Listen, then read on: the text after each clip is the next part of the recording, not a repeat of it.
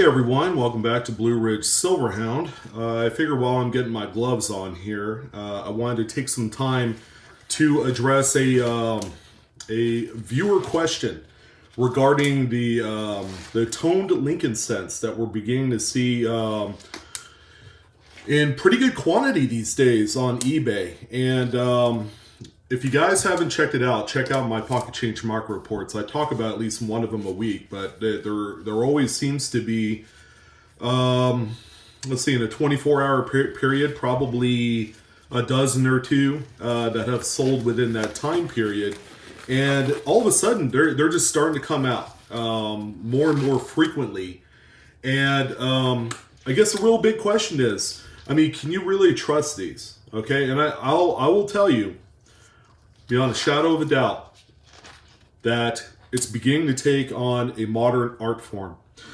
Which, yes, yeah, that does mean you have to be wary about the coins that you do come across, especially those types where it's really easy to influence the actual composition of the coin to produce toning. All right, you get some of the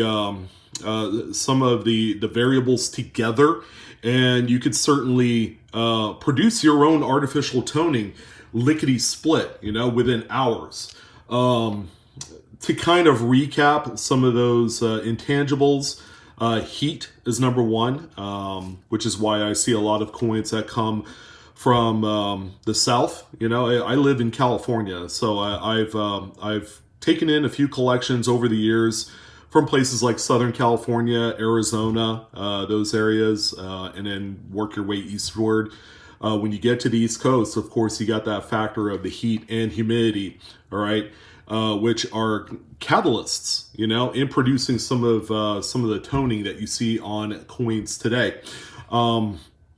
There's no substitute for time, okay? Time will produce original toning, okay? That's not accelerated. The only thing that accelerates toning is the heat and the actual materials that it is I guess, surrounded in, okay? And that's why I have these two albums here. These were a couple of items that were used quite extensively 50, 60, 70 years ago, okay? Over here we have an incredibly seasoned Library of Coins album, which, by the way, Library of Coins has not made any albums, nor are they a company that's still in business to this day. And it's been decades. I'll be honest with you. They've been out of the game for such a long time.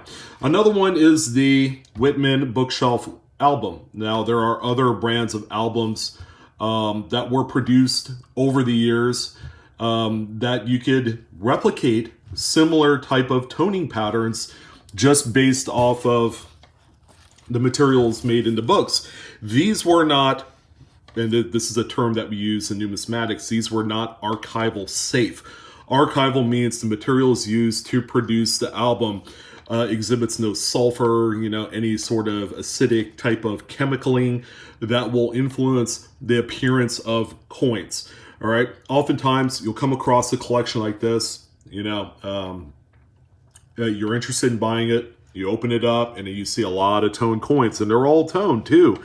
This is like, oh yeah, this is grandmother's collection. And it's been passed down to me, and there's a bunch of coins in there, a bunch of silver, a bunch of copper, and they all have some sort of coloring, okay? And then the results can be stunning, all right? So those are the coins that generally you want to see if you're interested in getting into the, the toning collecting market. It's not for everyone. I would say it's 50-50 split right down the middle. 50% of the people really do love toned coins because it's all original. It is kind of like that true measurement of originality of a coin. And then you have the other half that just don't care about it, okay? Actually, one of the panel members on the live Q&A, Paula, had mentioned, toning's not for me. I like blast white, okay? Me personally, I like them both. All right.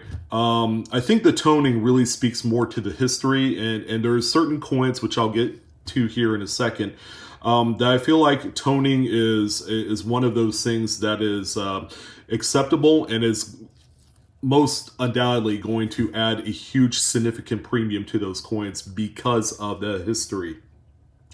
So the albums are one particular, I guess, method of transfer of coins that were not archival safe. Holders that were produced back in the day. This is a holder that's probably about 50 years old that housed Canadian coins. It's got this kind of weird velour. I've held on to this because I think it's a really neat display piece. But as you could see, the results of the toning on some of these coins are quite nice. On some of the coins are quite splotchy. Even the 1 cent penny there, that 1967 Confederation coin there, he has nice pink toning. The nickel doesn't really have anything going on there. But all of the silver, which by the way is, aside from copper, is one of the most reactive metals when it comes to, items that have the chemical, items built into the holders that'll influence the outlook of the coin. Okay, and then you combine that with heat and moisture, and then it's almost like kind of like a sure thing that you're going to end up with something. But what people are doing this day and age is that they're accelerating the toning for secondary market gain. All right, so what they're doing is, especially on the pennies, if you guys want to know how it works, okay, just a quick little blowtorch targeted on, some would say the reverse of the coin, will produce lots of toned colors on the front of the coin.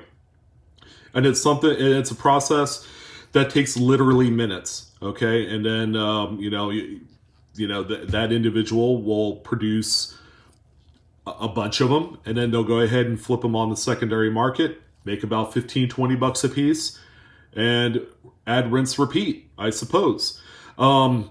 Those, in a numismatic sense, are unacceptable to the marketplace. However, we're beginning to see kind of like this secondary kind of after effect of those type of coins. People are beginning to see those as artistic recreations. It's almost like when you alter a coin, like a hobo nickel, when you're sitting there engraving and creating a masterpiece, which, by the way, is a huge popular part of numismatics, if you want to call it that. Another thing that people like to do is do counter stamps on the coins. So there's a bunch of different ways people can alter the coins in order to sell them, to market them as an artistic expression. All right, so there's two distinct markets. You have the true blue numismatic, folks, and then you have the artistic. I love the colorizing and everything going on there, even though it's fake as all get out. So there's two different markets, okay? And usually they don't cross over. It's either one or the other. So that's kind of like toning and how it works at a glance. I wanted to show a few examples of coins that I have in my collection that I have gotten out of sets that I've purchased slabbed. Here's a Lincoln wheat toner. It's a 1950S. I mean, it's got lots of pinks, very beautiful, and the other side also has some of that as well. These copper bronze coins are again, you get them under the right atmospheric conditions, and they will change on you real quick. I've never personally experimented with altering an album or anything like that. Some would say, "Oh yeah, just spray some water in the album, put the coins in there, put it in the oven."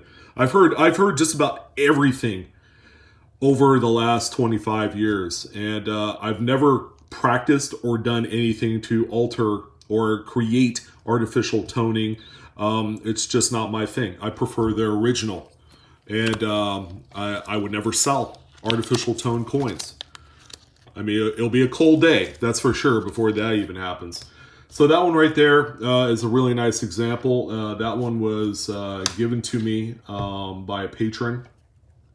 Another coin here, which was a gift from my wife a couple years ago, is this Roosevelt dime that's graded PCGS 66, 55S. But as you can see, this one is a beautifully stunning coin. This was an old album piece. Probably, something similar to that right there, the Library of Coins. But this is kind of like one of the typical examples that you would find of a coin that is all original toning wise.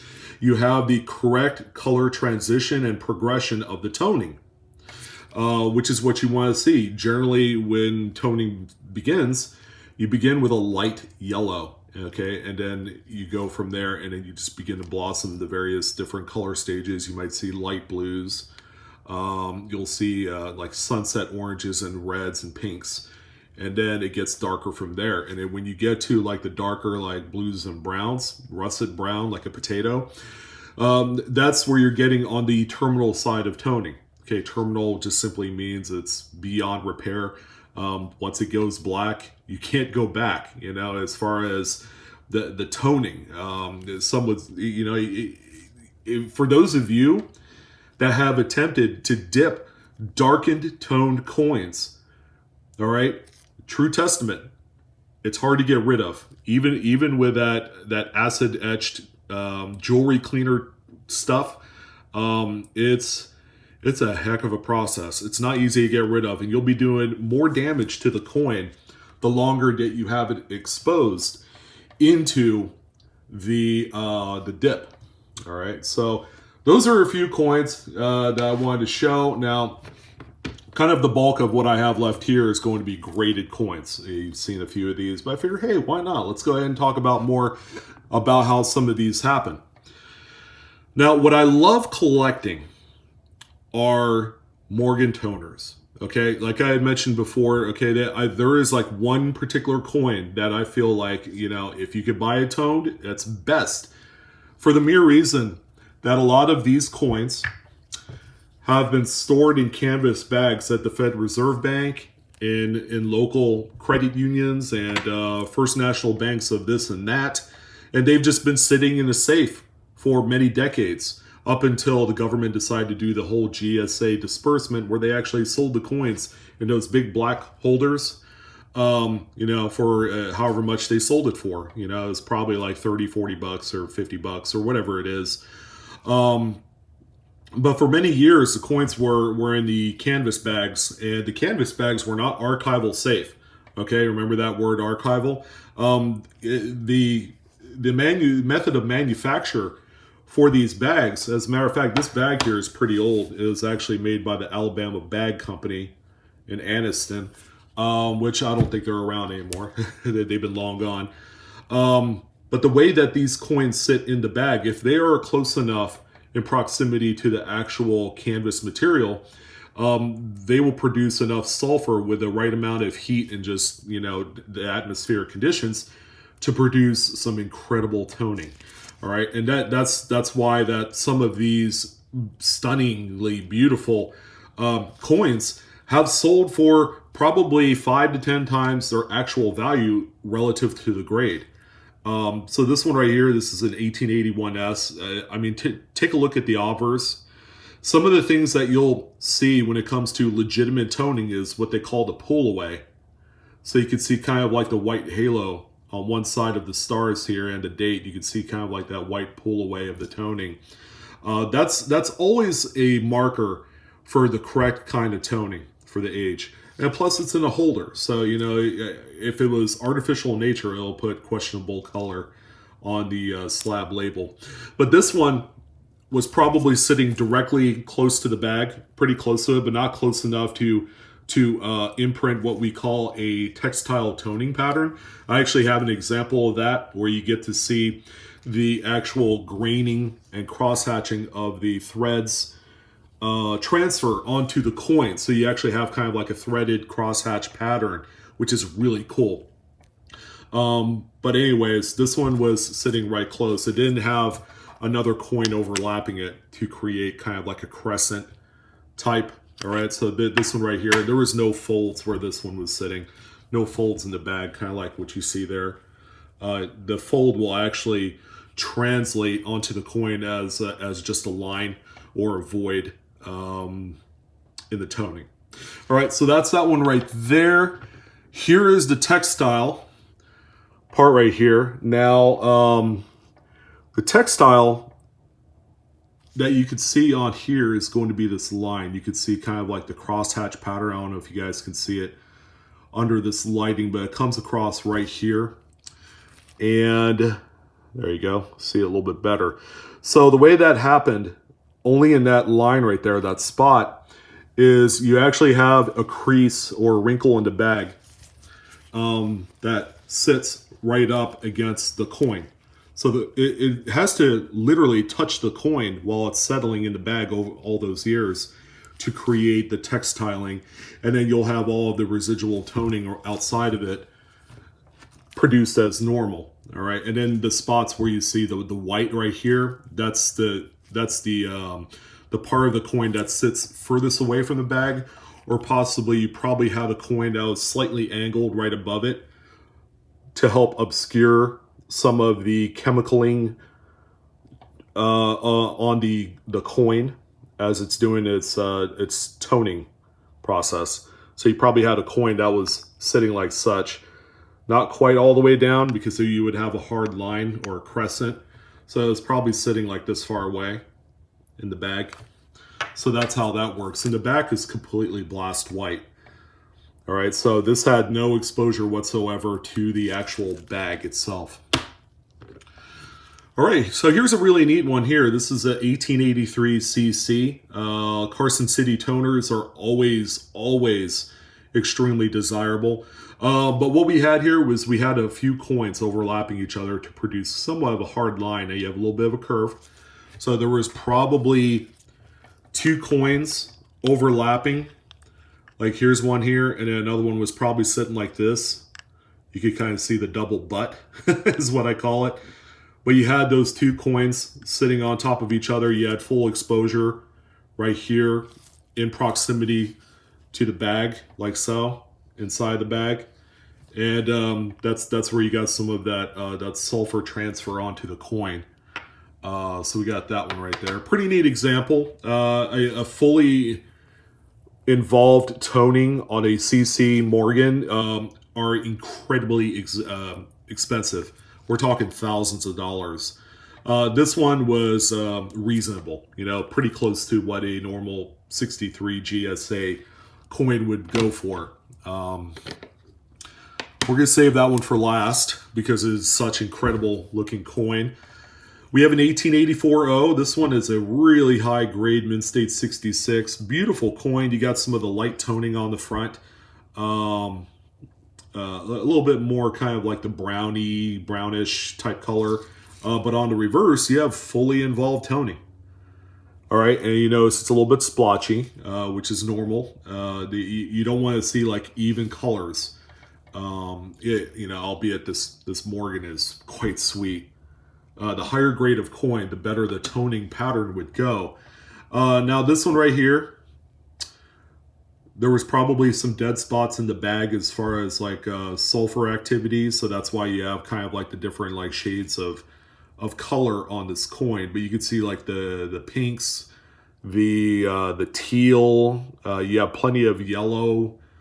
So it's toward the beginning of the toning progression for these coins, but this is a true blue, beautiful coin. Obviously, the coin was close enough to the bag to completely involve the reverse of this coin. Now, as far as marketability, coins with a toned reverse generally will be flipped around in the slabs to show that as being the featured part of the coin. However, a toned reverse will sell for a lot less than one that is toned on the obverse. All right, so keep that in mind. And generally, with a toned reverse, they're a little bit tougher to sell.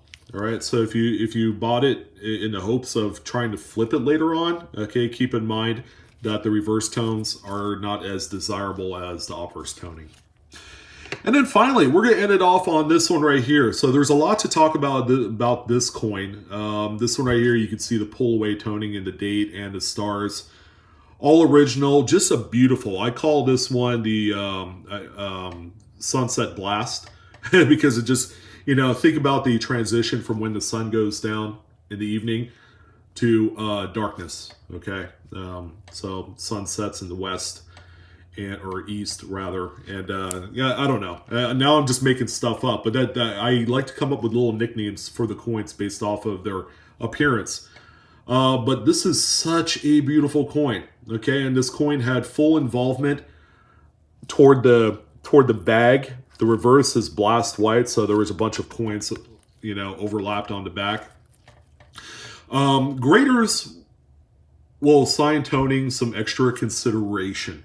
All right, NGC uses a star for the eye appeal, so you have to have, I believe, over 75% involved toning on a coin to receive a star, and it has to be like beautiful, gorgeous. I know that's not the actual kind of like terminology that they use, the graders, to assign a star, but the eye appeal is a big deal. For PCGS, they actually assign grade point bumps. All right, so let's say a coin is graded 65, maybe they'll do a half point bump to 65 plus, or maybe a full point up to 66. And they don't do stars. They do half points, which are pluses, and then full points. But this one, fully involved, close right to the bag, like so. Nice, even, no wrinkling, no seams or anything like that exposed on the coin. Such a beautiful example. Anyways, that is the originality mix of toning on these coins. Hopefully it's been somewhat of a help. It's been quite some time since I've done a video. I had tooth work done. It's been bothering me all week. I've been having a pretty difficult time managing my mouth issue. Oh man. Anyways, beautiful, beautiful coins. Sorry to go off there on a tangent, but I figured I'd owe you guys an explanation on why I've been MIA here for the last 5 days. But that pretty much covers it. Okay, let me know if you guys have any questions in the comments. Thank you again to the 2 participants that sent me an email that wanted to talk about the toned Lincoln cents that we're seeing on eBay. Buyer beware. You buy it for the art and enjoy it as it is. Again, photos are absolutely important when it comes to moving your toned coins. People want to see the actual full color display. And sometimes the photography takes a little bit of skill to get down. Even for me, it's hard. The lighting has to be perfect in order for it to work. It's not like you can just scan these as normal and then come out with dynamite photos. True blue color sells in the secondary market, whether it's artificial or not, unfortunately. But anyways, that's what we're looking at market-wise, plus talking about toning. Hopefully you guys enjoyed this video. As always, like, share, subscribe. Hit that bell for instant notification. As always, Coinaholics, we are discovering together. Thank you again to everyone for all your views and support. Hopefully you enjoyed this one. I'll see you on the next coin video. You guys take care.